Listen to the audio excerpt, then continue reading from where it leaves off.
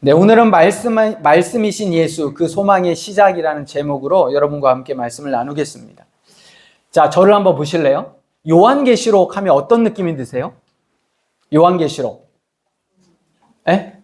종말, 또 심판. 세 개만 더 말씀해 주세요. 종말, 심판, 어렵다, 이단, 또 하나 더.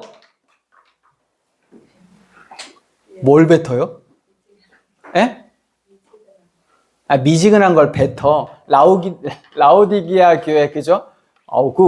굉장히 그게 강렬했나 봐요. 예진님? 그 7교회 중에 그렇게 이렇게 토하겠다는 거. 예. 그래서 그런 것도 이제 나오고. 여러분들이 다 말씀하신 내용이에요.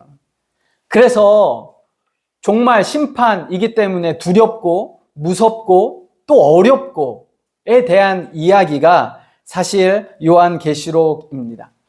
그런데 이게 우리의 선입견이라는 거 아세요? 선입견?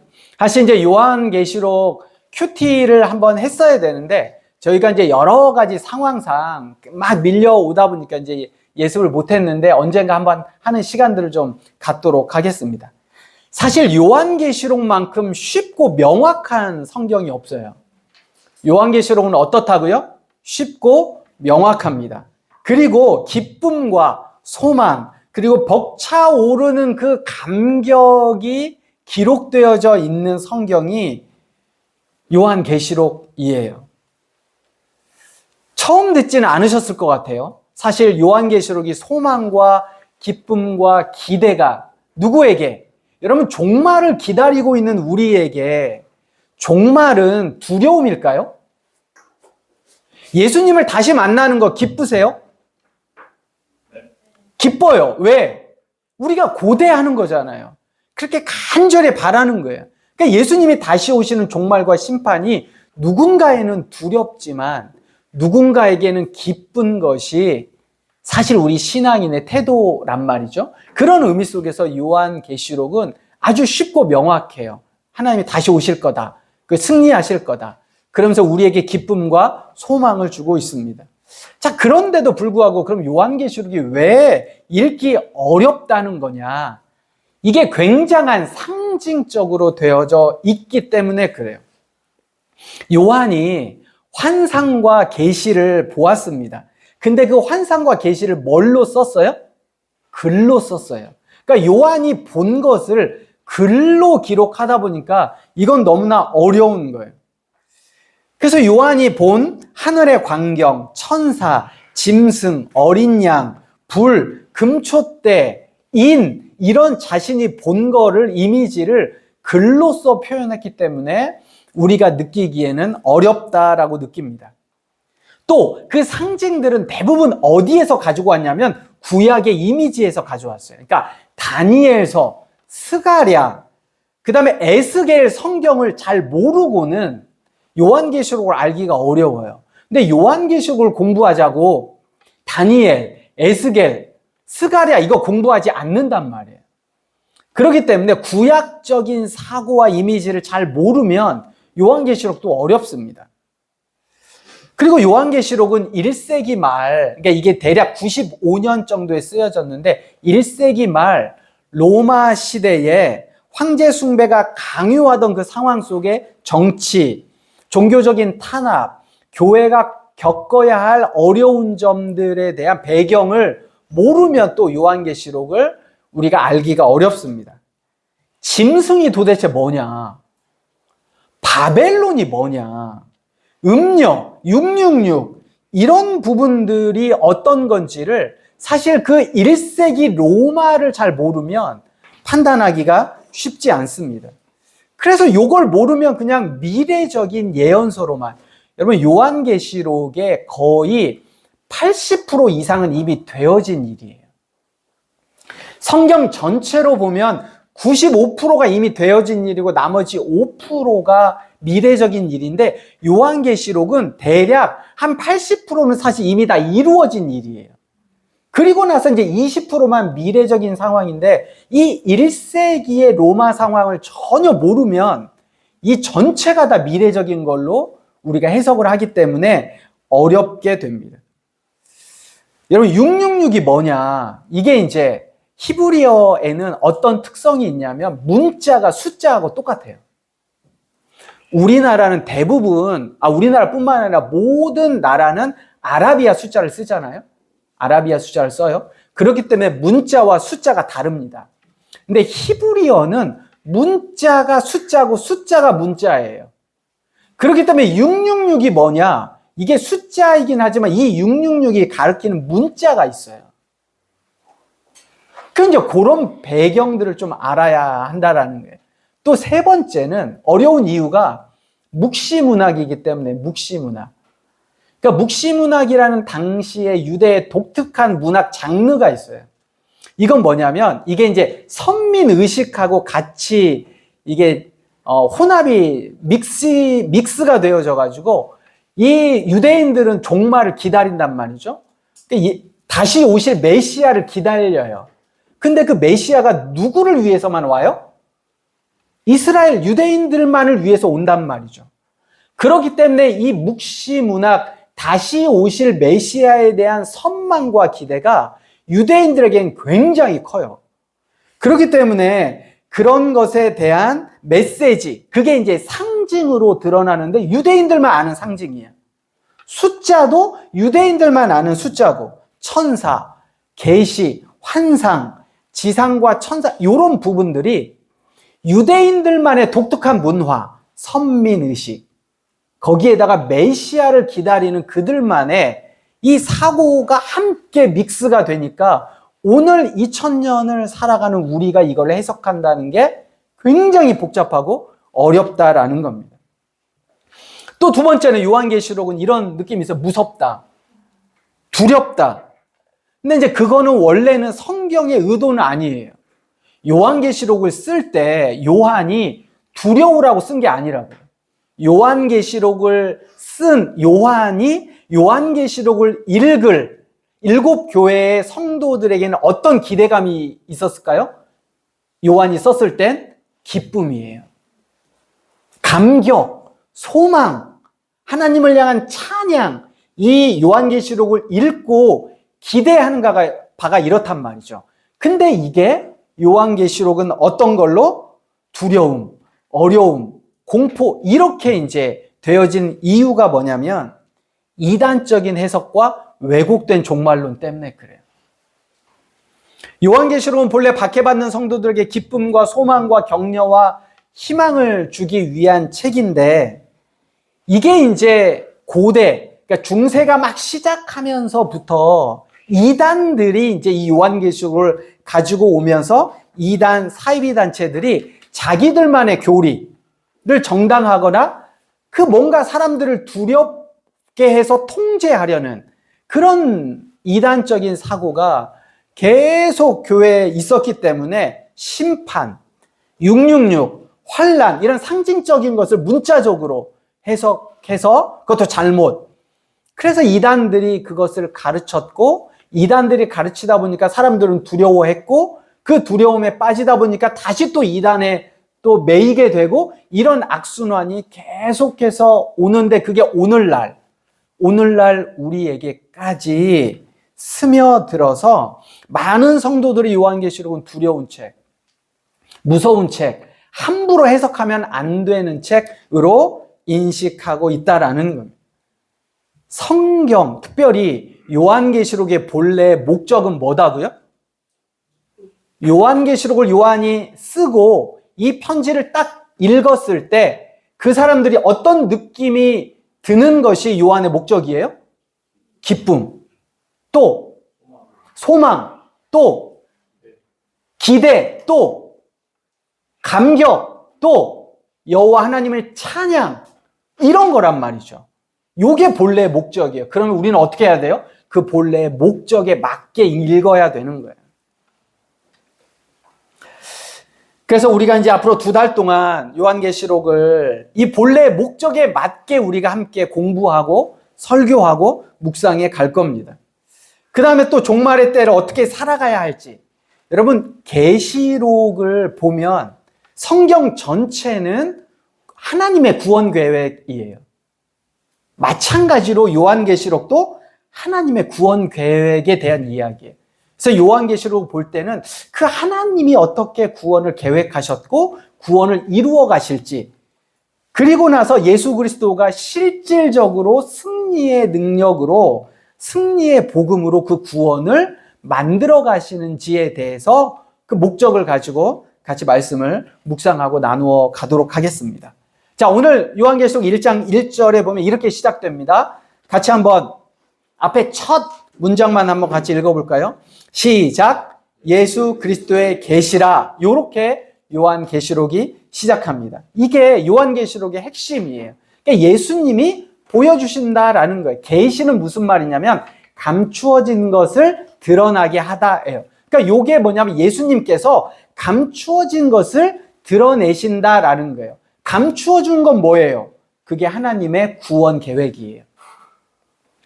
하나님이 어떻게 교회를, 성도들을 구원하실지 그 계획이 감추어져 있는데 그 감추어진 구원 계획을 드러내신다라는 겁니다.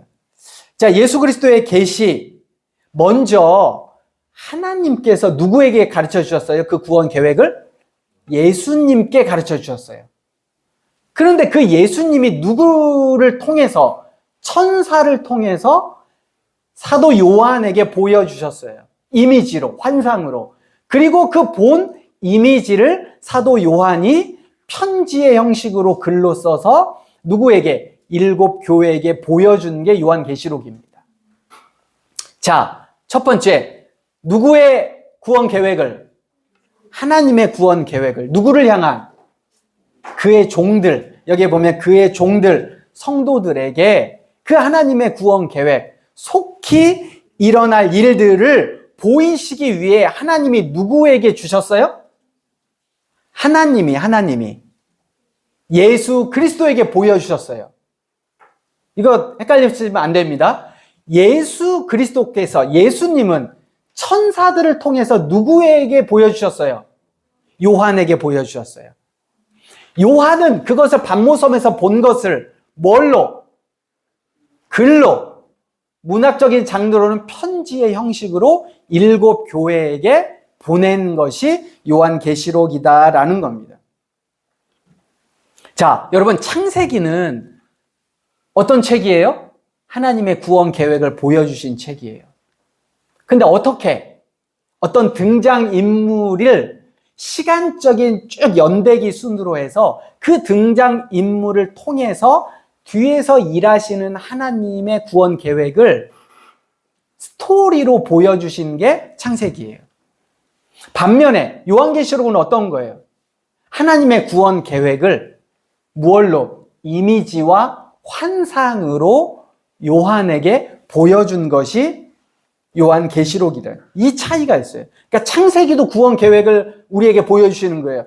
요한계시록도 구원 계획을 보여주시는 거예요. 근데 창세기는 이야기체로, 요한계시록은 이미지로. 그런데 이미지가 어렵다라는 거예요. 훨씬 더 어려워요. 그 이미지를 글로 표현한다는 것 자체가. 그래서 그 전제가 우리에게 있기 때문에 요한계시록이 어렵다. 그러면 이미지를 다 빼는 거예요. 어려운 이미지는 다 빼고 보는 거예요.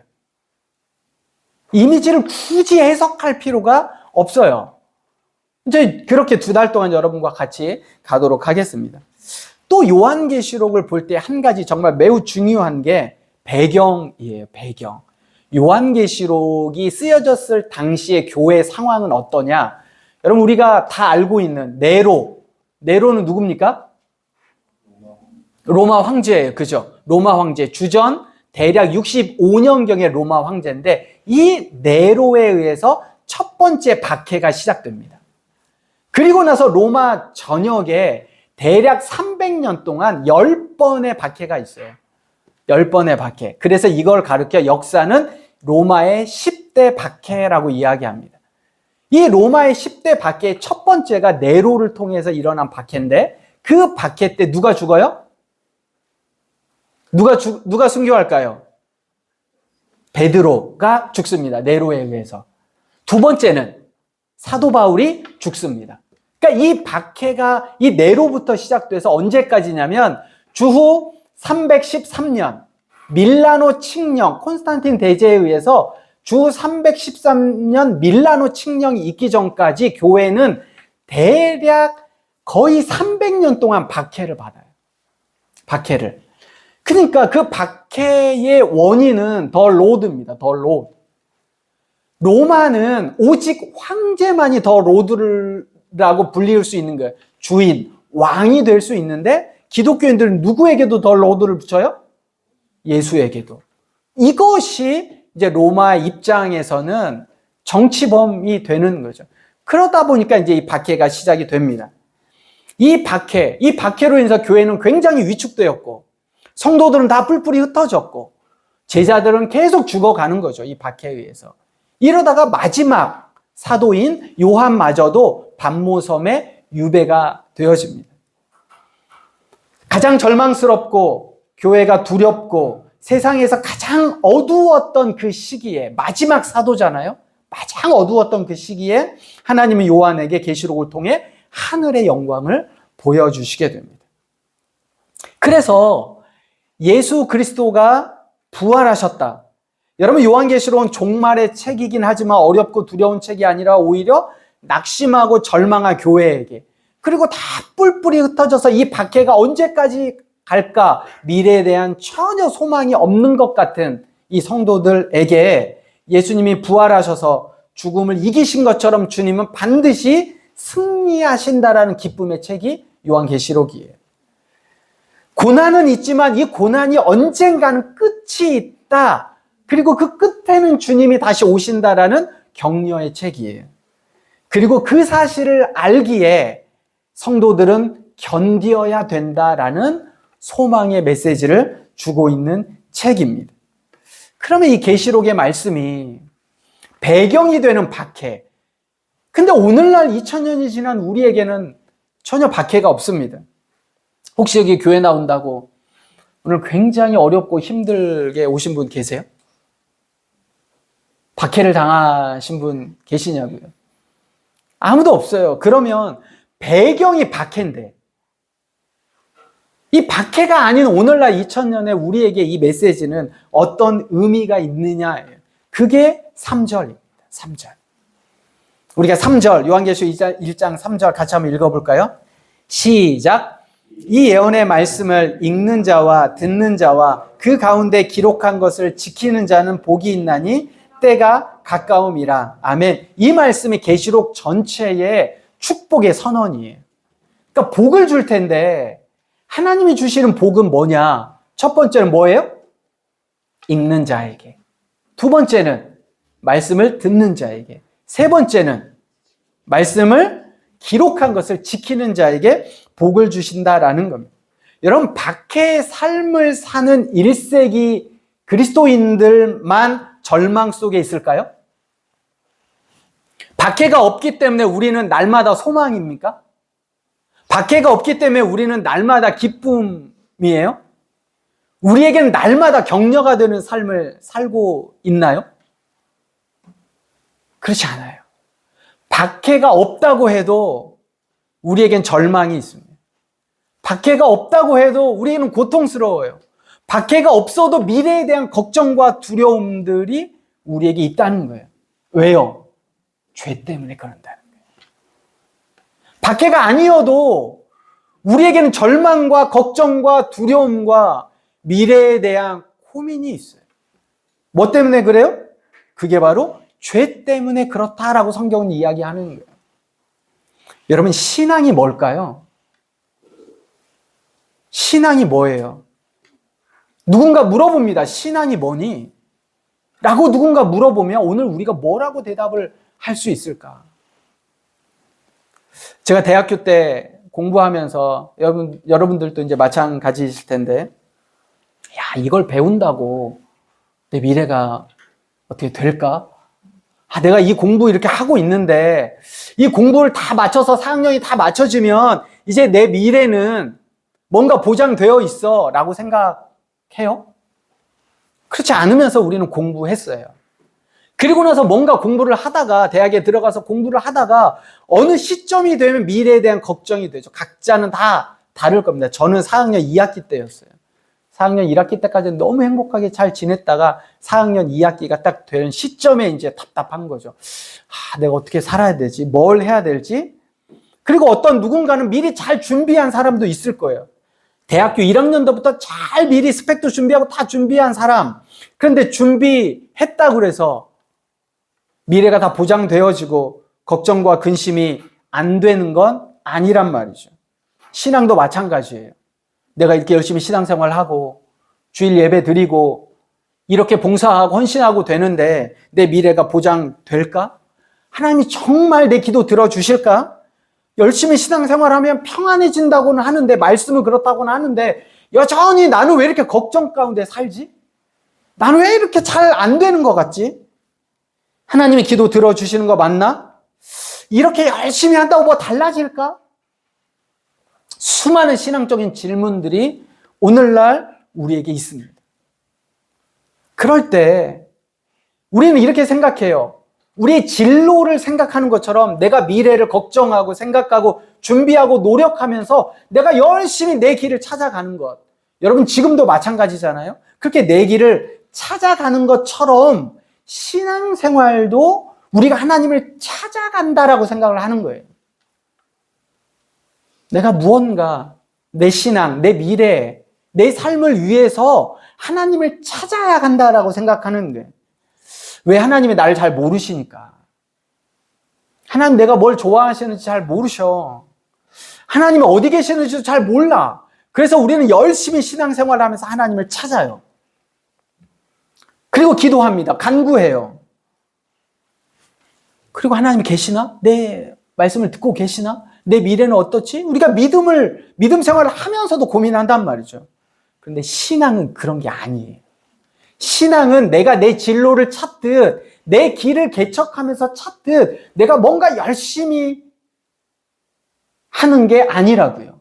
신앙은 내가 하나님을 찾는 게 아니라 하나님이 우리를 찾아오셨어요.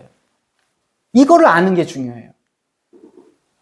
내가 지금 걱정과 근심과 두려움과 절망과 어떻게 해야 될지 모든 상황 속에서 어떤 선택의 기로에 있을 때 내가 무언가 하나님을 찾는다라는 게 아니라 이미 하나님이 우리를 찾아오셨다라는 거예요.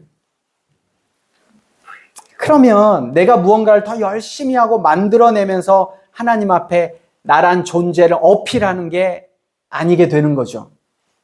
이미 찾아오신 주님을 만나는 거예요. 이미 내 곁에 오신 주님을 만나는 게 중요해요. 어떻게 만날까요? 이게 말씀을 통해서예요. 성경은 유일하게 단 하나, 우리가 하나님을 만날 수 있는, 하나님을 찾을 수 있는, 하나님을 붙잡을 수 있는 걸 딱 하나로 얘기해요. 그게 말씀이에요. 태초에 말씀이 계시니라. 이 말씀은 하나님과 함께 계셨으니 곧 이 말씀은 하나님이시니라.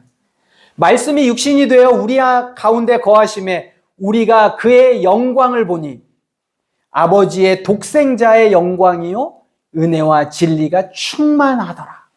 말씀이 육신이 돼서 우리 안에 거하셨어요. 우리가 그 아버지의 영광을 보는 거예요. 그 말씀이 뭐예요? 그 말씀이 성경이에요. 요한계시록을 쓴 요한이 요한복음을 쓰면서 얘기한 거라고요. 태초에 말씀이 계시니라. 이 말씀이 우리와 함께 하셨다. 말씀이 육신이 돼서 우리 가운데 거하심에 우리가 그의 영광을 본다라고 이야기를 하고 있다고요. 하나님이 이미 우리를 찾아오셨어요. 여러분, 우리가 신앙생활할 때 하나님을 못 만나는 것, 이것처럼 안타깝고 두려운 게 없어요. 내가 하나님 못 만난 채 신앙생활 20년 해보세요. 아무것도 남는 게 없어요. 근데 우리가 어떻게 하나님을 만나요? 근데 우리는 하나님을 찾으려고 해요. 어떻게든지 하나님을 찾으려고 해요. 아니요. 이미 내 곁에 계신 그 하나님을 내가 볼 수 있는 영안이 필요하다고요. 근데 어떻게 볼 수 있어요?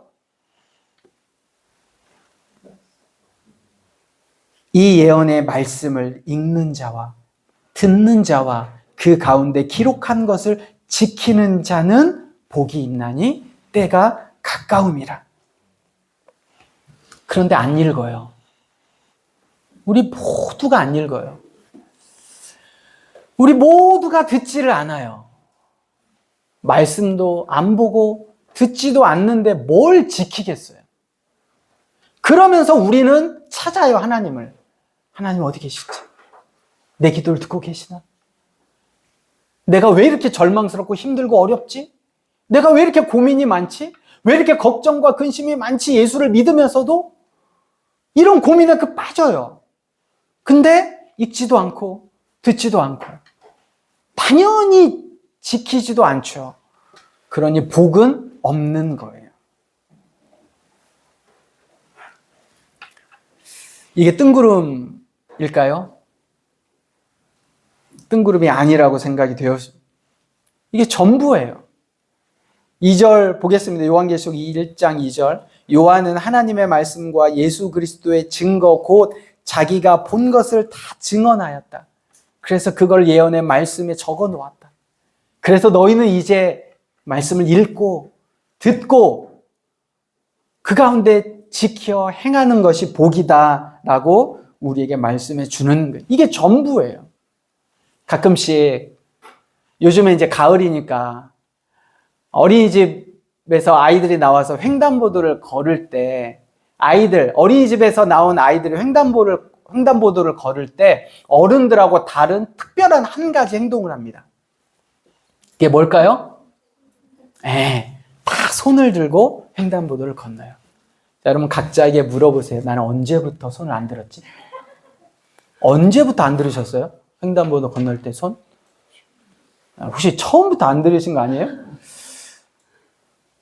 제가 이 아이들을 보면 무슨 생각을 하냐? 정말 가르친 대로 그렇게 해야 돼. 횡단보도 갈 때는 차 좌우도 살피고 반드시 파란불일 때 그리고 손을 들고 가야 돼. 가르친 대로 하는 아이들을 봐요. 여러분 언제부터 손 안 드셨어요?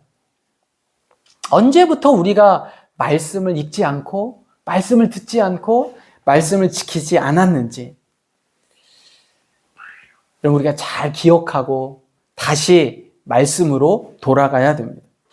5절과 6절 오늘 우리가 읽은 말씀에 요한은 예수님을 소개하고 있습니다. 한번 우리 5절, 6절 같이 한번 읽어볼까요? 시작!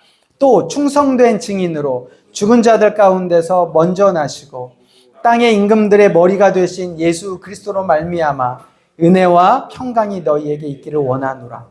우리를 사랑하사 그의 피로 우리 죄에서 우리를 해방하시고 그의 아버지 하나님을 위하여 우리를 나라와 제사장으로 삼으신 그에게 영광과 능력이 세세토록 있기를 원하노라. 아멘.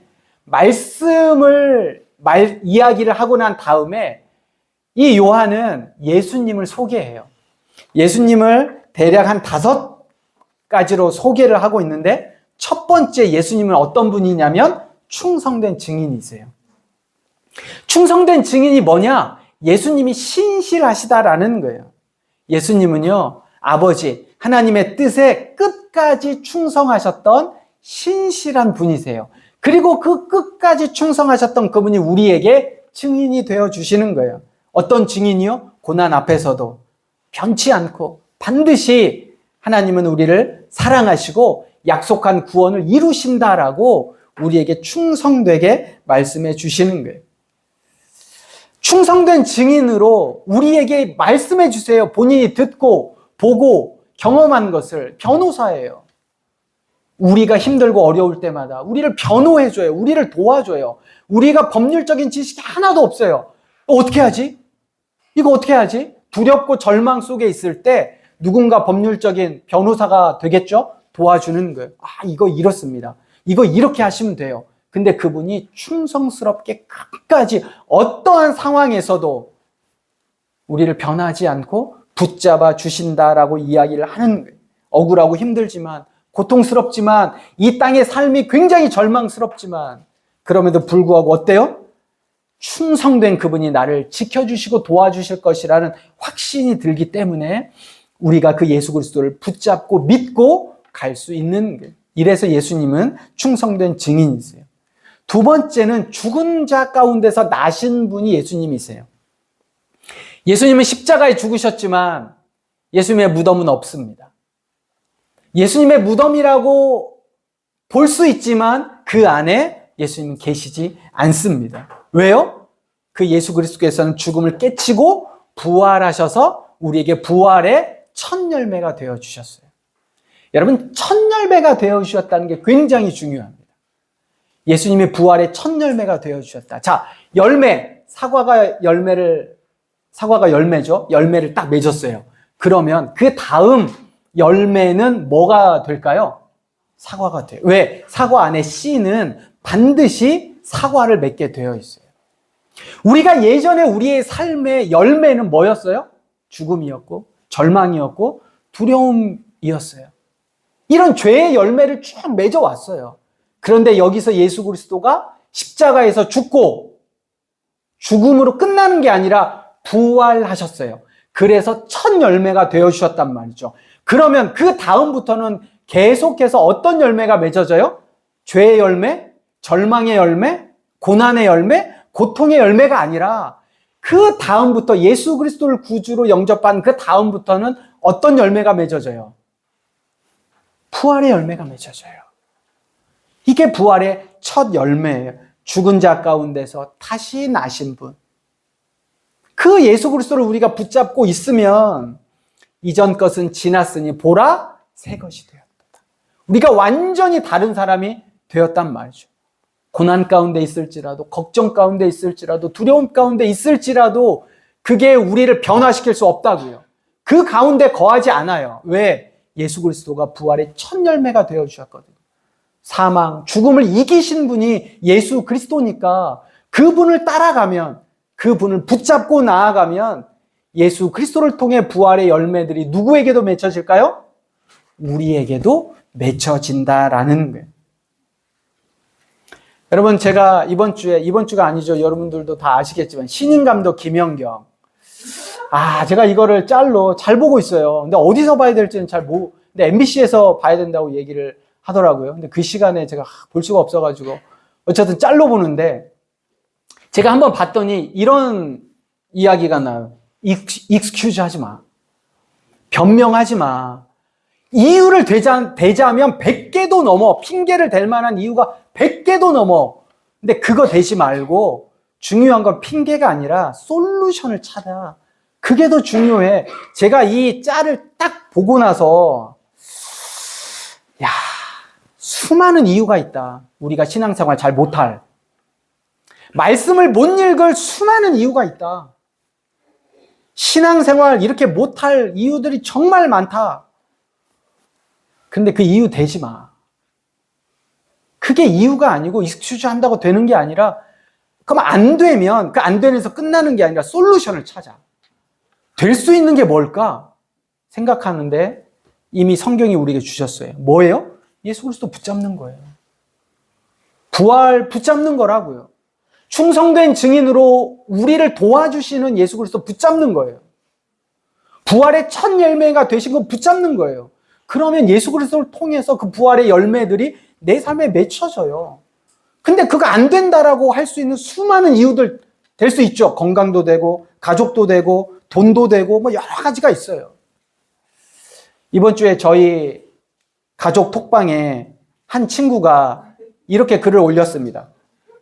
나 인생이 너무 힘든데 어떡하지? 누구랑은 전혀 얘기 안 합니다. 여러분 상상도 하지 마세요. 그냥 한 친구가 그랬어요. 나 인생이 너무 힘든데 어떡하지? 그런데 또 다른 친구가 이렇게 답을 달았습니다. 근데 너보다 힘든 사람 많음. 넌 엄마 아빠는 있잖아. 와. 그래서 제가 이 설교를 준비하면서 그렇구나. 이유 충분히 많다고요. 어려운 이유. 근데 요거 하나 이유. 넌 엄마 아빠는 있잖아. 야, 얼마나 우리에겐 누가 있어요? 예수 그리스도가 있어요. 우리에겐 주님이 계신다고요. 세 번째는 땅의 임금들의 머리가 되신 분이에요. 여러분 세상은 강한 자가 이기는 것처럼 보이지만 진짜 주인은 누구예요? 예수 그리스도예요. 요한계시록은 황제 숭배가 절정에 달했던 시대에 진짜 왕은 로마 황제가 아니라는 거예요. 진짜 왕은 예수 그리스도라고 성경이 이야기한 거라고. 여러분, 제가 요즘에 잠을 잘 못 잡니다. 잠을 너무 자고 싶은데 계속 깨요. 제가 언제 이렇게 깼냐면 처음 교회 개척할 때. 와, 이게 잘 될까? 이거 진짜 가능하나? 이 몇 명 데리고, 그때는 강남에서 이제 역삼동에 처음 할 때, 이 너무 걱정과 근심. 그러니까 저도 그런 사람이더라고요. 믿음이 저도 별로 없어요. 그래서 잠을 잘 못 잤던 그 기억. 근데 제가 요즘에 계속 깨요. 언제 깨냐 봤더니 새벽 2시에 깨요. 와, 저는 좀 이상하게 꼭 그때 깨요. 새벽 2시에. 아, 아침이겠거니 하고 딱 시계를 보면 2시야. 아니면 2시 반. 아, 이제 목동으로 가는데 이제는 이제 이거 될까? 그래서 지난주에 아내가 저희에게 이렇게 칭찬을 해줬습니다. 아, 당신 정말 참 대단해. 가진 것도 아무것도 없으면서 이렇게 일을 벌려. 야. 그래서 제가 제 스스로, 그래, 나 대단한 사람이다. 별로 가진 게 없는데, 이렇게 일을 벌려. 벌리면 또 돼. 제가 이 설교를 준비하면서, 그렇구나. 땅의 임금들의 머리가 되신 분이 예수 그리스도구나. 내가 하는 게 아니구나. 어쨌든 하나님이 여기까지 오게 하셨으니, 가게 하시겠지. 이 고백이 요한계시록을 통해 만나는 예수님이라고요. 네 번째는 우리를 사랑하시며 그의 피로 죄에서 해방하신 분이 예수 그리스도예요. 단지 외적인 능력만 있으신 분이 아니에요. 우리를 사랑하시는 분이에요. 아버지처럼 모든 것들을 다 강하고 능력 있게만 하시는 분이 아니라 어머니처럼 포근하게 우리를 사랑하시고 우리 안에 있는 죄의 문제 하나하나를 끄집어내셔서 그 죄를 해결해 주시는 분이 예수님이시라고요. 그분의 보혈이 우리 죄를 깨끗하게 하셨고 정죄와 두려움 속에서 우리를 해방하게 하셨어요. 그래서 요한계시록에 종말을 향한 심판과 재앙의 장면이 있더라도 그건 두려운 게 아니라 예수 그리스도의 사랑, 포근한 은혜, 우리를 해결해 주시는 엄마의 품과 같은 것이 요한계시록이 이야기하는 종말과 심판에 대한 메시지예요. 강한 심판, 종말, 이게 아니라 그 종말 속에서도 예수님께서 우리를 어떻게 하시는 거예요? 안아주시고 사랑하신다라는 의미가 요한계시록에 있습니다. 마지막으로 6절입니다. 6절 같이 한번 읽어볼까요? 시작. 그의 아버지 하나님을 위하여 우리를 나라와 제사장으로 삼으신 그에게 영광과 능력이 세세토록 있기를 원하노라. 아멘. 우리를 단지 구원하시고 끝내시는 분이 아니라 우리에게 제사장 삼아주신 분이 예수님이세요. 여러분, 제사장은 유대인들에게 가장 특권이 제사장입니다. 제사장은 세습되어지거든요. 선지자는 하나님이 일일이 부르십니다. 근데 제사장은 제사장 가문이 있어요. 그래서 아버지가 제사장이면 아들도 이게 이제 제사장은 레위 지파 중에 아론의 가문을 통해서 이렇게 쭉 내려오게 됩니다. 그렇기 때문에 이 제사장은 당시에 유대인들에게 굉장한 특권이에요. 굉장한 지위라고요. 근데 그 제사장을 누구에게 임명해 주신 거예요? 오늘날 거룩한 제사장이라고 우리에게. 그러니까 우리를 예배자로, 우리를 중보자로, 세상 가운데 복음을 전할 자로, 하나님의 말씀을 증거할 자로 우리를 삼아 주셨다라는 거예요. 누가? 예수 그리스도께서 우리를 제사장으로 불러주셔서 하나님을 섬기는 자로 우리를 세워주셨어요. 여러분, 이거 특권이라고요. 아무나가 아니에요. 다 할 수 있는 게 제사장이 아니라고요. 내가 능력이 되고, 내가 어떤 권세가 좀 있고, 공부 잘하고, 돈이 많고, 빽이 있고, 이러면 되는 게 제사장이 아니에요. 제사장은 제사장 집안, 제사장 가문이 있단 말이에요. 근데 우리를 제사장으로 세워주셨다라는 건 우리를 하나님이 당신의 거룩한 제사장인 당신의 자녀로 우리를 불러주셨다라는 거예요. 그게 우리에게 특권이에요. 여러분, 예수 믿는 거 특권입니까? 예수 믿는 게 특권이길 바라요. 요한계시록 우리에게 특권이라고 얘기하는 거예요. 이제 말씀을 정리합니다. 사랑하는 여러분들, 기억하셔야 될 게 계시록은 두려움의 책이 아니에요. 계시록은 어려운 책이 아니에요. 명확하고 쉬워요. 구원의 계획을 명확하고 선명하게 말씀해 주셨어요. 누구를 통해서? 예수 그리스도의 계시를 통해서. 선명한 책이라 어려운 책이 아니에요. 무서운 책이에요? 아니에요. 기쁨과 소망과 희망과 격려가 되는 책이 요한계시록입니다. 여전히 그분은 우리에게 충성된 증인으로, 부활하신 주인으로, 세상의 왕으로, 그리고 우리를 사랑하셔서 우리를 선택하셨는데 엄청난 특권으로, 제사장으로 우리를 선택해 주신 예수 그리스도가 이 요한계시록의 주인공입니다. 그러므로 우리는 그 주님을 만나야 돼요. 요한계시록을 묵상하면서, 성경을 묵상하면서 신앙생활하면서 누구를 만나야 돼요? 주님을 만나야 돼요. 내가 찾으러 막 돌아다니는 게 아니라 이미 찾아오셨다고요. 그 주님을 만나시는 거예요. 어떻게 해요? 말씀을 읽고 듣고 그 가운데 기록한 것을 지켜 행함으로. 지금은 힘들고 어려울 수 있죠. 여러 가지 말씀을 못 읽을 핑계를 다 댈 수 있어요. 100가지도 될 수 있어요. 근데 핑계 대지 마세요. 네? 그 루저 마인드래요. 김연경이 그랬어요. 루저 마인드래요. 핑계 대지 말고 솔루션을 찾으세요. 어떻게 하면 읽을 수 있을까? 어떻게 하면 들을 수 있을까? 어떻게 하면 지켜 행할 수 있을까? 그 솔루션을 찾으시라고요. 보라, 그가 구름 타고 오시리라. 언젠가 주님이 다시 오실 겁니다.